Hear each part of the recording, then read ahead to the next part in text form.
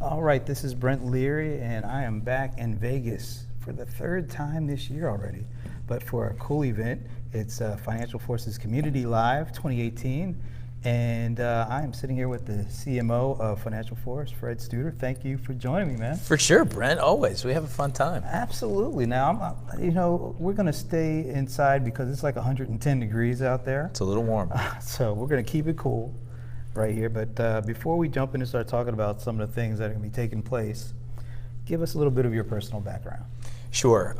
So I've been at FinancialForce for almost a year and a half now, Brent, and obviously I come with a lot of experience around ERP. In fact, I started off in financial systems, both as a trained accountant, studied accounting and finance, started building financial systems, billing systems back in the early 90s, and then I got sucked into the awesome software house that is now known as Oracle, and I spent about 12 years there and really learned how these products kind of were really meant to drive value for customers.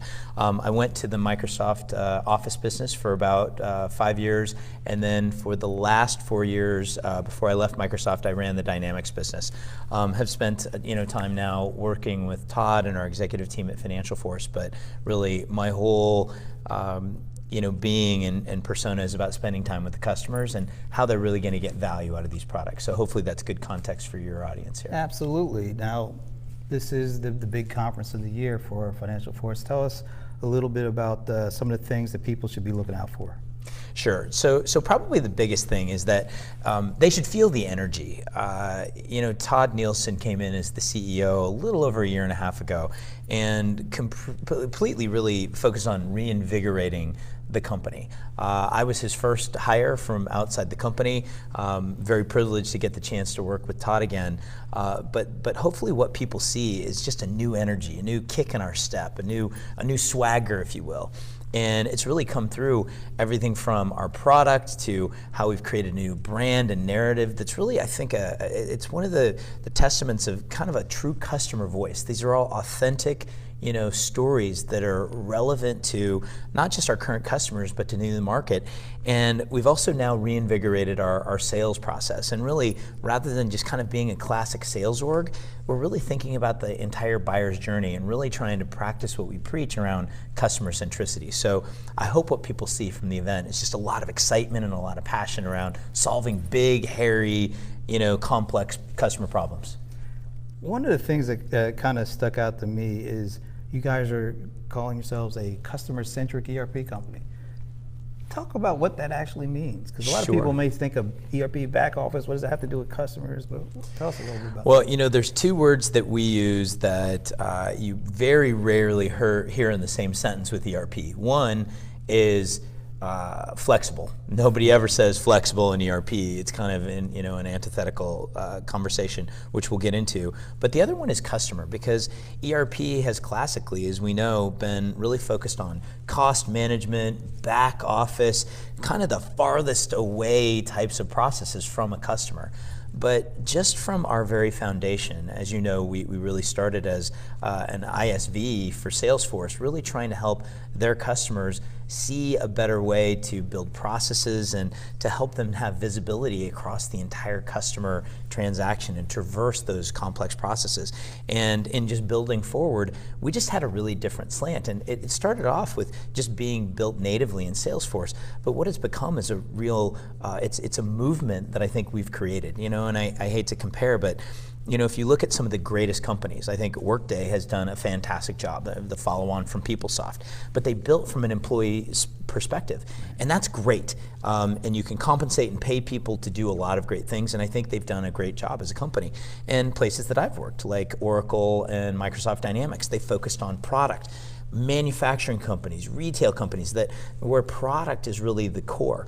And I think those are great things to really focus on.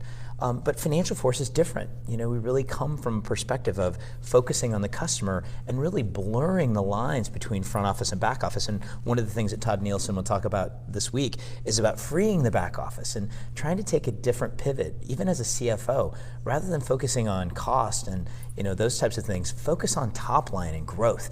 And we think we have a really good message there and a lot of customers that actually are getting value from that position. Back in New York a couple of months ago at the big opening of the office. That really was a cool fun office. event. Yeah, Absolutely. thank you for coming.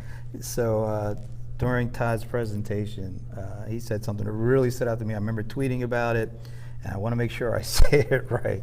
But he said, I think it was Marc Andreessen that said that software is going to eat the world and is eating the world. But then Todd kind of upped the ante and said services are going to devour the galaxy. Maybe you could talk about what he meant with that. Well, one, congratulations, because you totally nailed it. That's exactly what Todd was talking about. And as you've gotten to know Todd, he is a bit of a technology prophet. And what he was really trying to encapsulate was the fact that these trends just continue to hit us, and these waves of what customers need to do to drive value.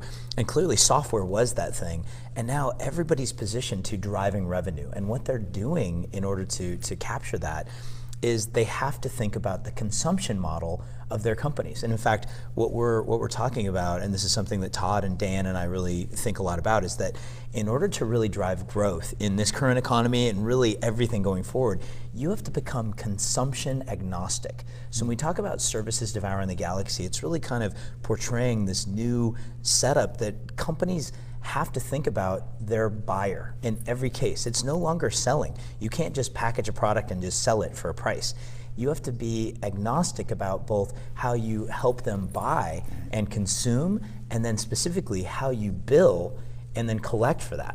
And now with things like revenue recognition, everything from the offer to going to market to selling a service or product in whatever utility or value-based model, and then billing successfully for that is critical then to just be regulatory compliant around recognizing revenue. So we love this notion of just the new services economy.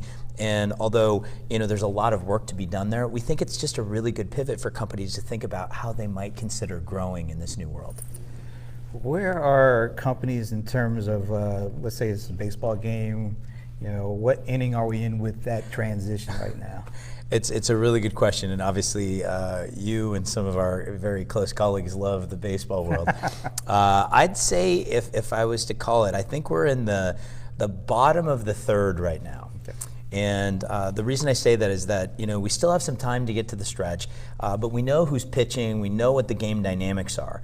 But now the whole game is about thinking strategically about the innings that we have left.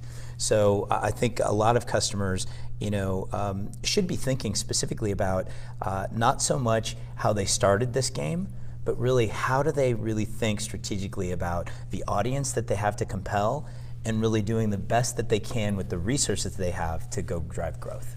Okay, so what do you want folks to walk away from this event with, taking back home and putting into play? Sure. One is that this isn't your grandfather's FinancialForce, and even though we're 9 years old in the software world, that's a lot of time. But having Todd join, we've got some new vigor, we've got some new tenacity, we've got a new step, and I think that what we hope that people see is that we are in this new services economy. Everything that they can do to drive growth and be agile, to drive agile in their revenue models, to deliver their services more dynamically, whether it's a product repackaged or people as services, and the more visibility through even just business signals they can get, the more success they're going to have at driving growth. And really, we call that just the notion of business unlimited. But I hope that they see FinancialForce as a big player in this market, and that they give us a shot to talk about how we can provide value to them. All right, so I know you got to get back to it. You got a show to put on, but where can people go to learn more about some of the things that are going to take place here, but just in general about FinancialForce? Sure, I'd start with FinancialForce.com. We've got a lot of great content out there. But also, you can actually just search a lot of the things that we have on FinancialForce.com/Business Unlimited about kind of this new approach. But I think that you'll find it really exciting and a lot of thought-leading components that I think will be really helpful to businesses growing right now. Always a pleasure to talk with you. Same, Brent. Thanks for taking the time. Yeah, I'll let you get back to it. Thank you very much, sir. All right.